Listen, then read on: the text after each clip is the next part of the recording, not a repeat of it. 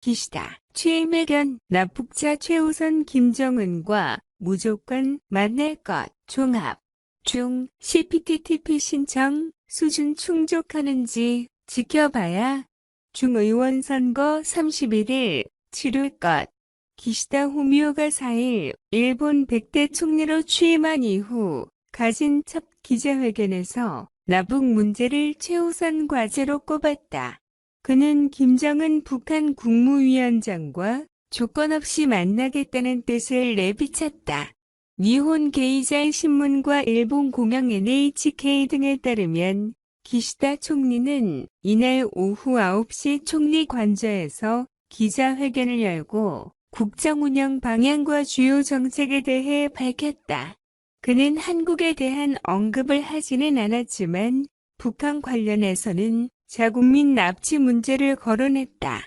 그는 모든 납북자들이 조속한 귀국을 위해 총력을 다할 것이라며 필요하다면 조건 없이 김정은과 마주하겠다고 의지를 밝혔다. 앞서 전임 총리였던 아베 신조와 스가 요시히데도 납북 문제 해결을 위해 김 위원장과 만나겠다는 의사를 여러 차례 밝힌 바 있다.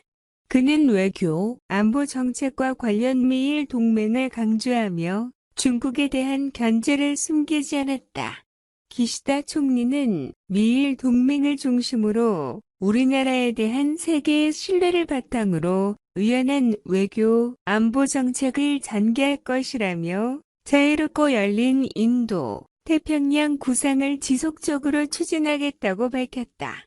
그는 또한 일본의 평화와 안정을 지키기 위해 미사일 방어 능력을 강화하겠다고 강조했다. 기시다 총리는 중국을 이웃 국가로서 중요한 나라라고 언급하면서도 동중국해, 남중국해에서 중국이 무력으로 현상을 바꾸려고 한다고 지적했다.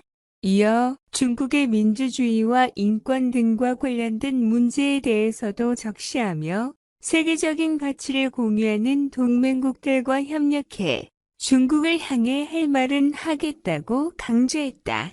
아울러 중국이 포괄적, 점진적 환태평양 경제 동반자 협정 CPTPP 가입을 신청한 것과 관련해서는 중국이 우리가 원하는 CPTPP의 높은 수준을 제대로 충족하는지 봐야 한다면서 중국의 국유기업 등 문제를 거론하며 높은 수준을 만족할지는 확실치 않다고 생각한다고 평했다. 한편 기시다 총리는 14일 증의원을 해산하고 31일 선거를 실시하겠다고도 선언했다. 그는 하루빨리 총선을 치르고 국민의 신뢰를 얻어 국정을 책임질 필요가 있다며 국민의 신뢰를 바탕으로 신뢰와 공감으로 정치에 임할 것이라고 밝혔다. 총의원 선거는 19일 고시를 시작으로 31일 치러질 예정이다.